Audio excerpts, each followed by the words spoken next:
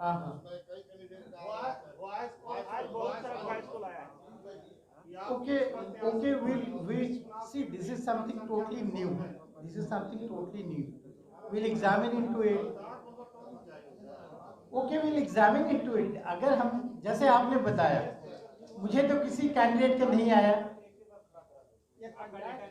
Okay, या बिहार में जो पंचायत चुनाव हुआ, आपको कैसा फील हुआ? ये पहला पहला चुनाव हुआ है, इसमें आपको कैसा feel? See the point is कि हमारे जो पॉजिटिव्स हैं उसको आप ग्लोरीफाई मेरे ख्याल से करना चाहिए। इसलिए मैं कह रहा हूँ कि हमारे यहाँ पे बहुत सारे डिफरेंट स्टेक होल्डर्स हैं, डिफरेंट जैसे आईटी का हम लोग इतना उपयोग कर रहे हैं, तो वो खुद देख रहे हैं और वो आश्चर्य हो रहे हैं कि आईटी का इस तरह का उपयोग किसी भी चुनाव में किसी भी राज्य में नहीं किया गया है। आप लोग भी चुनाव को देख रहे होंगे कि आईटी का इतना ज़्यादा उपयोग कहीं पे नहीं किया गया। और दूसरा, जो आईटी के उपयोग से जो पारदर्शिता आई है और जो अकाउंटेबिलिटी आई है, जो हमारे ही लोगों में अकाउंटेबिलिटी आई है, पारदर्शिता आई है, तो वो अपने आप में एक मिसाल है। और आप देखेंगे पंचायत चुनाव भी देख लें, ये भी चुनाव भी देख लें, यहीं भी किसी तरह की वायलेंस नहीं हुई है।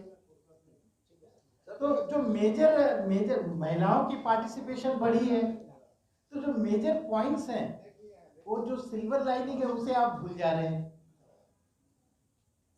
जिस तरीके से हम लोग काउंटिंग करते हैं, ओसीआर की टेक्नोलॉजी आप लोगों ने देखा होगा, ये बिहार से ही हम लोग सभी कर रहे हैं।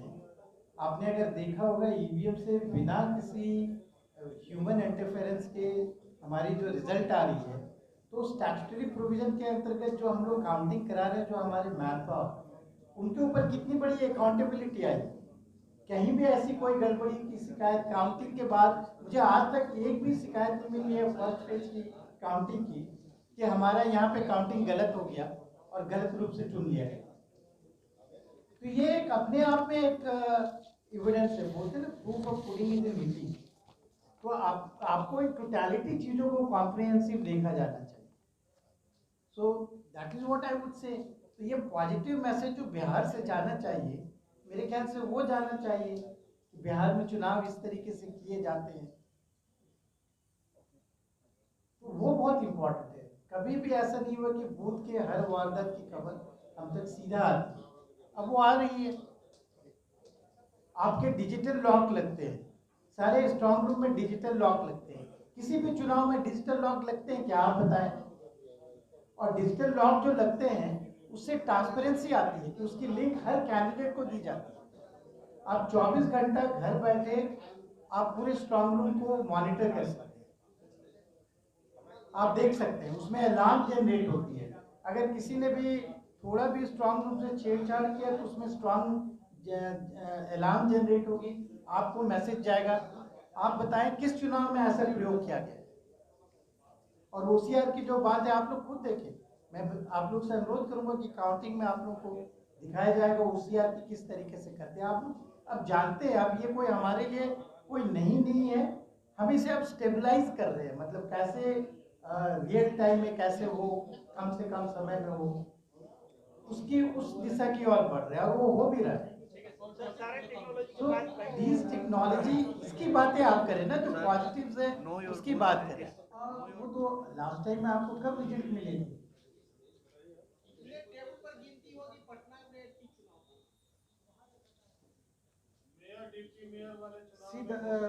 सीधा जो टेबल्स की संख्या है वो ओवरऑल अगर आप देखेंगे तो 2940, ऑलमोस्ट 3000 के आसपास, ऑलमोस्ट 3000 के आसपास पूरे बिहार में टेबल्स हैं काउंटिंग। हम लोग देखिए, प्रिंसिपली हम लोगों ने ये व्यवस्था किया है कि 11 राउंड में चुनाव काउंटिंग खत्म हो जाए। That is what it is. And accordingly हम लोग के जो हॉल्स हैं वो हर हॉल जो है पोस्ट वाइज अलग अलग हॉल किए गए। मुख्य पार्षद की अलग काउंटिंग होगी, उप मुख्य पार्षद की अलग काउंटिंग होगी, पार्षद की अलग हॉल में counting. That is one principle जो अपनाया गया है। कहीं पे 5 की भी टेबल है, कहीं पे 10 की टेबल है, कहीं पे 14 की टेबल है। और वो इसलिए टेबल है कि आपको ये इंश्योर करना है कि 11 राउंड में आपकी काम खत्म हो जाए। उदाहरण के लिए अगर किसी जगह पे 55 बूथ है तो वो 5 का ही लगाएंगे तो उनका 11 राउंड में खत्म हो जाएगा। तो on an average this is the philosophy, उसके आधार पे क्या है। एक चीज बता दिया जाए, कुछ डीएम क्या करते हैं कि सर्टिफिकेट देने में कुछ विलम्ब करते हैं, तो ऐसा कोई आपका गाइडलाइन गया है कि अगर रिजल्ट घोषित हो जाए तो within a hour, within a 2 hour certificate? एक तो सर्टिफिकेट डीएम नहीं देते हैं, सर्टिफिकेट आरओज देते हैं, ये नंबर 1। सेकंड इज दैट ऐसा कहीं पे भी नहीं आया कि सर्टिफिकेट हमें नहीं मिला है। मैं तो बता रहा हूँ वी आर ओपन। अगर कोई स्पेसिफिक इंस्टेंस है तो आप स्पेसिफिक इंस्टेंस के साथ बताइए, then we look into it कि क्यों ऐसा होगा। ऐसा नहीं होता है। अभी तक किसी ने तो नहीं कहा कि हमें सर्टिफिकेट नहीं प्राप्त हुआ है। अभी आपको कितने दिन पहले इलेक्शन, किसी ने ऐसा नहीं कहा है कि हमें सर्टिफिकेट नहीं दिया जा रहा है, क्योंकि उसी पूरी टेक्नोलॉजी से ऐसी व्यवस्था है कि कहीं पे भी सर्टिफिकेट वो भी जो आप देखेंगे कि वो ऑटोमेटिकली जनरेट होता है। मतलब ऐसा नहीं कि किसी के वोट कम आए, ज़्यादा आ गए और आपने सर्टिफिकेट किसी और को दे दिया, ऐसा संभव ही नहीं। वो आईटी बेस्ड जो टेक्नोलॉजी इस्तेमाल की जा रही है, जिसमें काउंटिंग से जिनके जितने मत आए और जिनको ज़्यादा मत आए उन्हीं को ऑटोमेटिकली उन्हीं के नाम से सर्टिफिकेट जनरेट, ये भी है। जैसे कि स्ट्रॉन्ग रूम में अगर किसी भी तरह का एक तो सभी जगह कैमरास लगे हुए हैं including the strong room. Digital locks जो है वो लगे हैं। डिजिटल लॉक से ये होगा कि लॉक जो जब भी खुलेगा अलार्म जनरेट होगा, तो और हर कैंडिडेट को लिंक होगा, वो अपने घर बैठे अपने लॉक की स्थिति देख सकते हैं कि क्लोज है या ओपन है या व्हाट।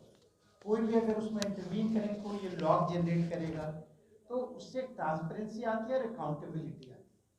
तो एक जो भ्रम आ जाता है कि स्ट्रॉन्ग रूम खोल देंगे तो वो इम्पॉसिबल है। और डिजिटल लॉक से डीओ भी अपना मॉनिटर कर सकते हैं, आरओ के अलावा हम लोग भी यहाँ से मॉनिटर कर सकते हैं।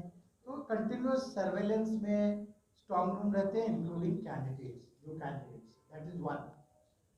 सेकेंड इज दैट कि जो काउंटिंग किए जाएंगे, काउंटिंग में जो बाकी जितने भी इंतजाम जो होते हैं, जैसे हम लोगों ने इंफॉर्मेशन के लिए एक तो काउंटिंग हम लोग OCR टेक्नोलॉजी से फिर करेंगे, ऑप्टिकल कैरेक्टर रिकग्निशन, जिसके द्वारा बिना किसी ह्यूमन इंटरवेंशन के ऑटोमेटिकली रिजल्ट जनरेट होगा।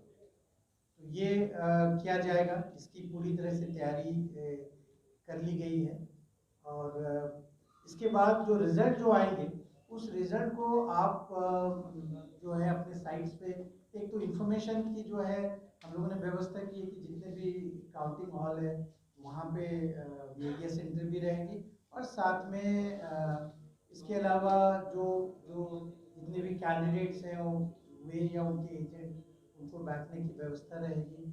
और टर्म ब टर्म जो जिस हॉल में काउंटिंग चल रही है उनकी सूचना की व्यवस्था वहाँ पे ही की जाएगी।